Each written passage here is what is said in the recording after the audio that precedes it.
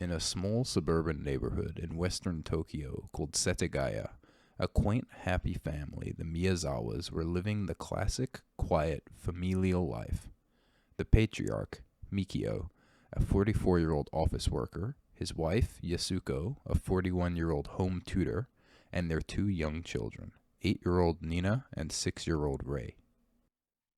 After several years of living in their sequestered suburb, their happy, family-friendly neighborhood began to shrink and downsize. This was due to the demand for land by the city council, which began purchasing a majority of the once 200 houses that made up Setagaya. Originally, when the Miyazawas moved to this area, it was made up of over 200 houses. However, by the year 2000, they were one of 4 remaining properties yet to be sold.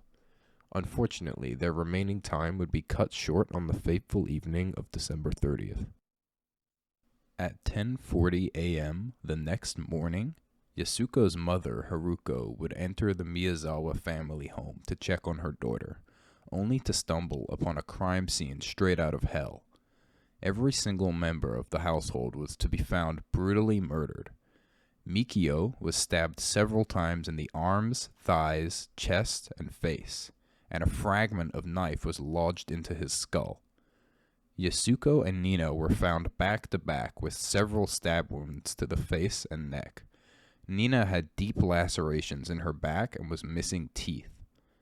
Finally, Rei was found choked to death in his sleep and died from asphyxiation. Naturally, the police arrived and began attempting to piece this puzzle together. The strangest aspect of the whole scene was the sheer amount of evidence left by the perpetrator. It was speculated that the killer had stayed in the house and spent an estimated 2 to up to 10 hours, even taking the time to defecate, eat, and sleep in the victim's house. The police found unflushed feces by the killer in one of the bathrooms. They concluded that he had used the family computer, drank 4 bottles of barley tea, eaten 4 ice creams, and a whole melon. He treated his injuries and used the family's sanitary products and eventually took it as far as taking a nap on their couch. Their house was found ransacked, with items being later found dumped in the bath and toilet. The police also noticed that a small amount of money had been taken. Finally, the last pieces of evidence were items believed to be from the killer's possession, which he had left on the family sofa. This included a knife, muffler, hip bag, sweater, jacket, hat, gloves, shoes, and 2 handkerchiefs. The killer is confirmed to have been in the house until at least 1:18 a.m., as the family computer, logged in as Mikio, was used to access the internet after the times of death of the entire family. The computer was once again used to access the internet at 10 a.m., just before Yasuko's mother, Haruko, entered the crime scene. The police have theorized that perhaps the second internet usage could potentially be from Haruko while stumbling onto the scene. However, this has never been proven to be true. This means there is a strong possibility that the killer may have left mere moments before Haruko entered the crime scene. Using all this information, the authorities pieced together a timeline of events which went something like this. The unknown murderer entered the Miyazawa household via an open window on the second-floor bathroom, which he gained access to by climbing a tree outside the house and removing the window screen. The suspect then snuck down the hallway, first entering Rei's room and proceeding to immediately strangle him to death. He was the only victim without any stab wounds or blood on his body. This caused a commotion and alerted Mikio, who at the time was working on the first floor. Mikio is suspected to have run up the stairs and began to fight and even injure the perpetrator. However, this tussle unfortunately ended in Mikio being stabbed several times, ultimately having a sashimi knife being lodged and fragmented into his head. His body was found at the bottom of the first floor stairs. He died from massive blood loss. The two final victims, Yasuko and Nino, were reportedly sleeping together in the attic, which was accessible from a foldable ladder located on the second floor near the bathroom. The killer stabbed both several times in the face and neck area with a broken sashimi knife, however decided to swap to a kitchen knife he had found in the family's home. It is likely that during this time that the killer went to replace his broken knife with the family's own, that Yasuko attempted to run with Nina from the scene. Both bleeding heavily, she carried Nina in her arms down the stairs until the killer eventually took notice and executed both of them. Both bodies were found together, crouched back to back. Nina is confirmed to have died last. Her cause of death was determined as cervical spinal cord injury caused by a backstab wound. A single bloody tissue was found in the attic.